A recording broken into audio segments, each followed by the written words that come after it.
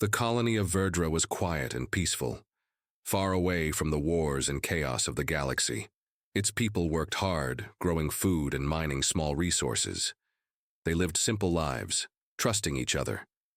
But today, something new came to Verdra. Stranger. No one knew where he came from. He moved with calm steps, wearing a dark cloak and a mask that covered his whole face except his sharp eyes. His name was Kale. When he first arrived, some people looked at him with suspicion. Why did he hide his face? What was he hiding? But Kyle did not speak much. He only nodded politely and helped when he was needed. Life in Verdra was usually safe. But the colony was not far from a dangerous place known as the Deathworld. The Deathworld was a wild, violent planet filled with monsters and deadly storms. People said the Deathworlders, those who lived there, were stronger and tougher than anyone else in the galaxy. They kept their secrets hidden and never trusted outsiders. Rumors about the Deathworlders spread through the colony like wildfire. Some said the Deathworlders wore masks to hide their true faces. Others said they could break trees with their bare hands and survive wounds that would kill a normal person. The people of Verdra often told stories around fires, warning their children not to go near the Deathworld. Kale did not talk about his past or where he came from. He wore his mask all the time, even in the bright daylight. People grew curious, but no one dared to ask. Yet they all agreed on one thing: Kale was different. There was something quiet but strong about him. He moved with a confidence that few had. One afternoon, the calm of the colony broke. Strange noises came from the forest around Verdra. At first it was soft, like branches breaking or leaves rustling. Then came the growls, low and threatening. The animals of the forest usually kept away from the colony, but now something was coming closer. The people of Verdra gathered quickly. Their hands gripped tools and weapons, ready to defend their home. Children were brought inside, doors were locked, and lights shone into the darkening forest. Kyle stood at the edge of the colony, looking into the trees. His eyes were steady, unafraid. No one could tell if he was worried or calm. The others whispered nervously, "What is he? Why is he not afraid?" Suddenly, a shadow moved fast between the trees. A creature, large and dark, with glowing eyes. It roared loudly, a sound that shook the ground. The colony's defenders raised their weapons and shouted warnings. But the creature did not come closer. It stayed at the border, watching. More shadows appeared, circling the colony like hungry wolves. Panic started to grow among the people. Some ran to the center of the colony, some prayed silently, but Kyle did not move. A young guard named Laura approached Kyle, her voice shaking. "Who are you really? Why do you wear that mask? Can you help?" "Us," Kale turned to her slowly. "I am here to protect," he said quietly. "But I must be careful. Not everyone is ready to see what I really am." The creatures moved closer. Suddenly, one jumped over a low wall and attacked a guard. The fight was quick and brutal. The guard was hurt badly before the others could drive the creature away. Kyle stepped forward. Without saying a word, he moved like lightning. His hand struck the air, and the creature flew back, crashing into a tree. The shadow disappeared quickly into the dark. The people stared in surprise. Kale's strength was more than normal. His calm power sent a message. He was not just a stranger. He was something else, something from the Deathworld legends. But Kale did not remove his mask. He only said, "This is only a small part of what I can do. If you want to live, trust me and follow my lead." The colony leaders gathered quickly. They decided to let Kale help defend Verdra. Some were still afraid of him, but the attacks were not stopping. That night, under the cold stars, Kale stood alone outside the colony walls. The forest was silent, but Kale's eyes scanned the dark. He knew the shadows were waiting, watching. Inside, people whispered about the masked stranger. Was he a hero, or was he something dangerous? No one could tell. Kale touched the edge of his mask and whispered to himself, "The mask must come off soon. The true fight is about to begin." He turned back to the colony and prepared himself. Whatever came next, Kale was ready to show his true power. The night fell heavy over Verdra. The stars shone cold and distant above the quiet colony. Inside the small homes, families tried to sleep, but fear did not let them rest. The strange attacks from the forest had everyone on edge. Kale walked through the colony streets, his masked face hidden in the shadows. The villagers gave him space, unsure if they should trust this stranger with the hidden power. Yet everyone hoped he could protect them from the dark dangers lurking outside. Commander Laura, still shaken from the day's fight, met Kyle near the colony's center.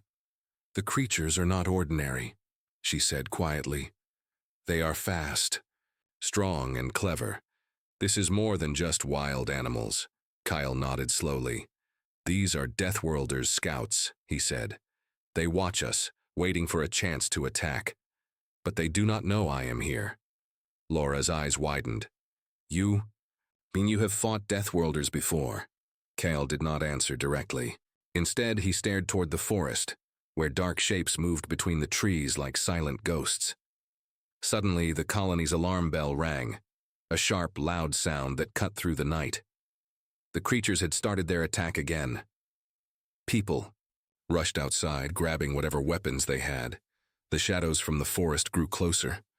Glowing eyes appeared between the branches, and low growls filled the air. Kyle stood at the front, calm and ready. He removed one side of his mask, revealing a scarred but strong face. His eyes glowed faintly in the moonlight. The colonies. People gasped. This was the first time they saw his true face. With a deep breath, Kale spoke. "They think we are weak. They think we will run, but we stand and fight." He raised his hand, and a strange light spread from his fingers. The creatures hissed and circled, but they did not attack yet. They seemed afraid of Kale's power. The battle began. Kale moved like a shadow, fast and deadly. With each strike, he sent creatures flying back into the dark forest. The colonies. Defenders fought bravely behind him, gaining strength from Kale's courage. But the creatures were many. For every one they defeated, 2 more took its place. The ground shook as the fight grew louder, and the colony's walls started to crack under the pressure. At one point, a giant creature broke through the defenses. It roared and charged toward the colony's food stores.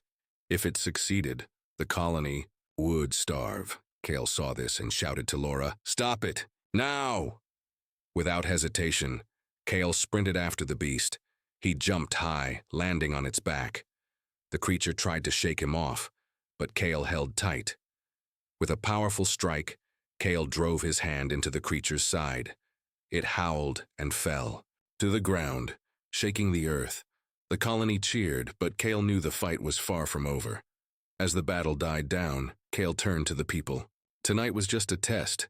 They will come again, and stronger." Laura approached him, worry in her eyes. "What do we do now? How can we protect ourselves?" Kyle looked at the dark forest. "We prepare. We learn the truth about the Deathworlders, and about me." He lowered his voice.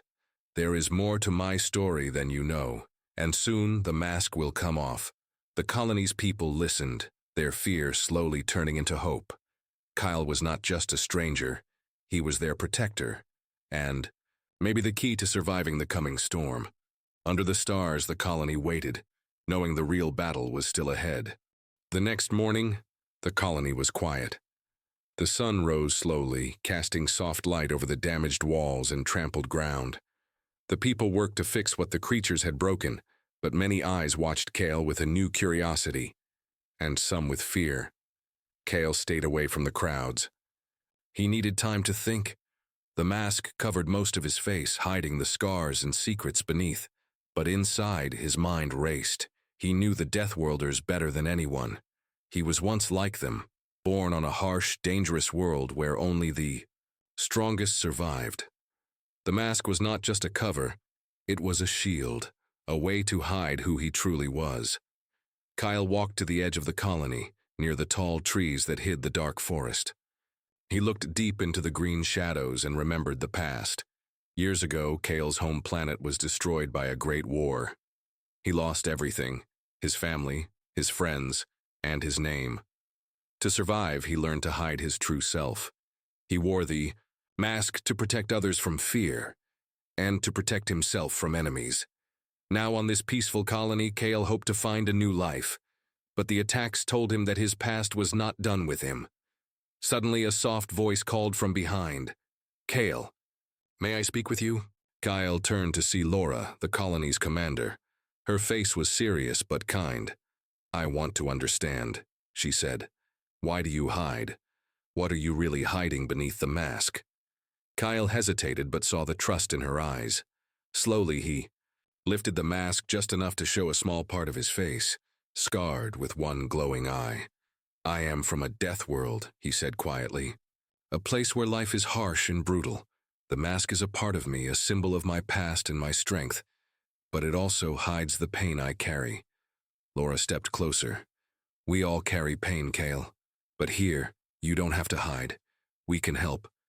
Kale looked at the people rebuilding the colony walls and felt a strange warmth. Maybe this was a chance to heal, but before he could say more, a loud alarm echoed through the colony. Everyone froze. "This is not over," Laura said, her voice tight. "The creatures are coming back." Kyle's eyes narrowed. He knew the attacks would get worse. The Deathworlders were testing them, and testing him. He looked at Laura. "We must prepare, but first I need to find out why these creatures are here. Something is drawing them." Together, Kale and Laura gathered a small team. They would enter the dark forest, the place no one dared go, and search for answers. As they stepped into the thick trees, the air grew colder. Strange sounds whispered around them, and shadows seemed to move just out of sight. Kyle led the way, his senses sharp. He could feel the eyes of the Deathworlders watching, waiting. Suddenly, they found strange markings on the trees, symbols from Kale's home world. "This is a warning," Kale said. "They want us to know something." Just then, a low growl sounded behind them. The forest grew silent. Kyle turned slowly, ready for the fight, but what stepped out of the shadows was not a creature. It was a message that would change everything. The forest was dark and still. Kyle and the team stood frozen, staring at the strange figure that appeared from the shadows. It was not an animal or a monster. It was a small, glowing device hanging from a tree branch. The device blinked softly, sending out a quiet pulse. Kyle stepped forward carefully. He reached out and took the device in his hand. It felt warm, like it was alive. Laura looked around nervously. "What is it? A trap?" Kale shook his head. "No, it's a message. From someone, or something, that wants to talk." He pressed a button on the device, and a soft voice began to speak. The voice was strange, but calm and clear. "Deathworlders, your mask hides more than your face. You carry the power to save or destroy. But the true danger comes from within your own kind. Beware the shadows that walk without masks." The message ended, and the device went silent. Laura frowned. "What does it mean? Who sent this?" Kale's glowing eye narrowed. "It means there is a secret in the Deathworlders, a danger that we do not see." The team looked at each other, fear growing in their eyes. Kyle knew he had to act fast. He told the team to follow him deeper into the forest. They needed to find the source of the message and learn the truth.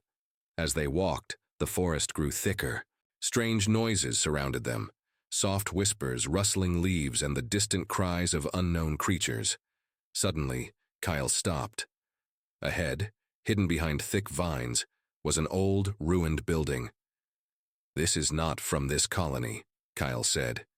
"It looks ancient, like something from my home world." The team approached carefully. The building was covered in strange symbols, the same as those on the trees. Inside, the air was cold and heavy. Shadows moved along the walls, but no one spoke.